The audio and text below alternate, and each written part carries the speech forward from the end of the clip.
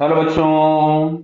यहां लिखा है velocity of particle of mass 2 kg change from v1 to v2 after collision with the plane surface.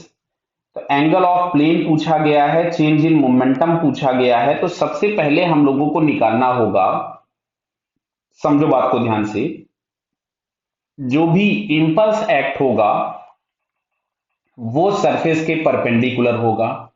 यानी जो भी चेंज इन मोमेंटम का डायरेक्शन होगा वो सरफेस के परपेंडिकुलर डायरेक्शन होगा।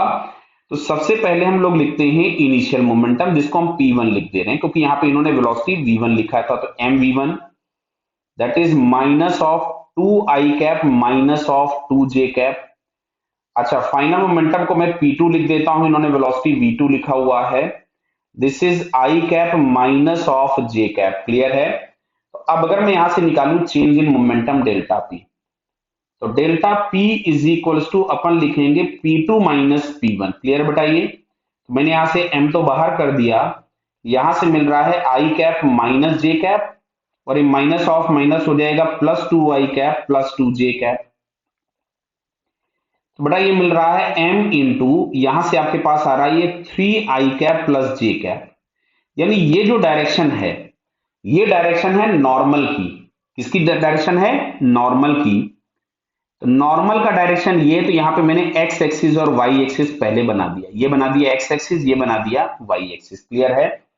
और ये हम लोगों के पास आ रहा है 3i कैप प्लस जे कैप। बेटा देख लेना कुछ गड़बड़ तो नहीं किया। 3i कैप प्लस जे कैप, ठीक है। तो 3i कैप प्लस जे कैप वेक्टर ये होगा। क्लियर बेटा? तो जो भी प्लेन होगा वो प्लेन इस वेक्टर के नॉर्मल होगा। क्यों? क्योंकि ये वेक्टर प्लेन पे नॉर्मल है। तो ये हम लोगों के पास आ गया प्लेन का डायरेक्शन कुछ ऐसा।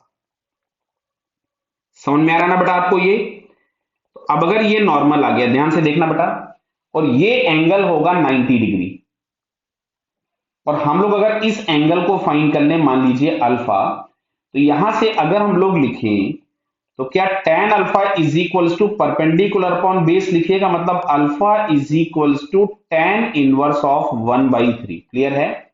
अब जरा हम ऑप्शंस पे आ जाते हैं। तो पहला जैसे ऑप्शन इन्होंने लिखा हुआ है, the angle made by the plane surface with the positive x axis is 90।